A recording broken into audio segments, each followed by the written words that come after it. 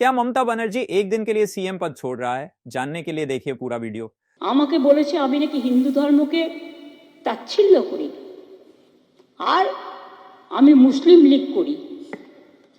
আমাকে এই জীবনে এসেও শুনতে হবে এত সংগ্রাম করার পর যে জম্মু কাশ্মীরের টেররিস্টদের সাথে আমার সম্পর্ক আর বাংলাদেশের সাথে টেররিস্টদের সাথে আমার সম্পর্ক।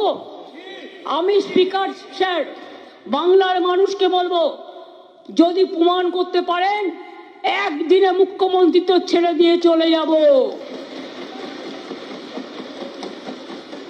কিন্তু আপনি মুখের ভাষায় আপনি বিরোধী দল নেতা হিসাবে যে অ্যালিগেশন করেছেন আমি প্রধানমন্ত্রীকে চিঠি দিয়ে জানাবো এ কথা আপনি বলতে পারেন কিনা, আর যদি আমি টেররিস্ট হই প্রধানমন্ত্রী আমাকে জানাবেন।